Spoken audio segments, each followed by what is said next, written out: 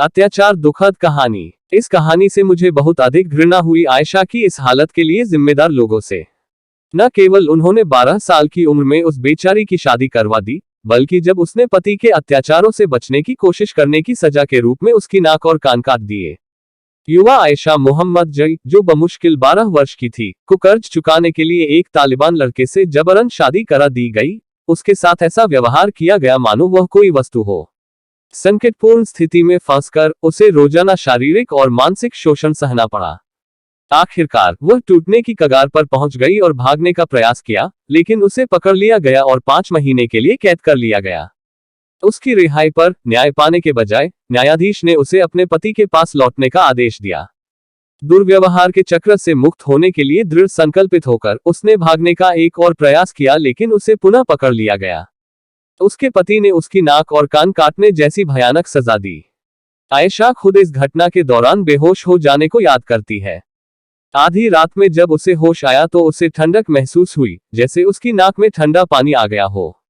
वो पहाड़ों में मरने के लिए छोड़ दी गई। वह चमत्कारिक ढंग से साहस दिखाते अपने दादा के घर पहुंच गई, जहां उसे आश्रय और सहायता मिली।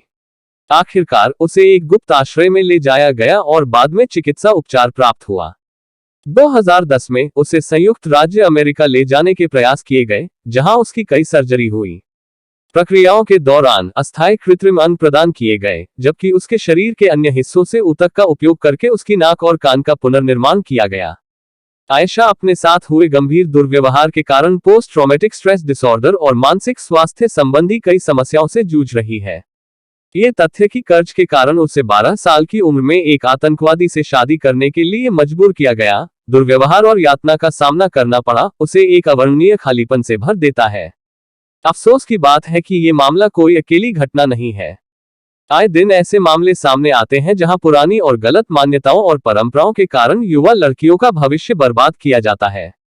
यह एक स्पष्ट अनुस्मारक के रूप में कार्य करता है कि सिर्फ इसलिए कि किसी चीज को पारंपरिक माना जाता है, वह इसे नैतिक रूप से सही या लाभदायक नहीं बनाती है। अगर यह कहानी आपके लिए नई है तो मेरा मकसद पूरा हो गया। कृपया इसे साझा करें ताकि यह सुनिश्चित हो सके कि इसे भुलाया न जाए और इन महत्वपूर्ण मुद्दों के बारे में जागरूकता बढ़ाई जाए। आपको ये कहानी कैसी लगी नीचे कमेंट करके हमें जरूर बताइएगा। अगर आपको ये कहानी पसंद आई हो तो अपने दोस्तों के साथ जरूर शेयर करें और ऐसी ही प्यारी कहानियां सुनने के लिए हमारे YouTube चैनल से जुड़े।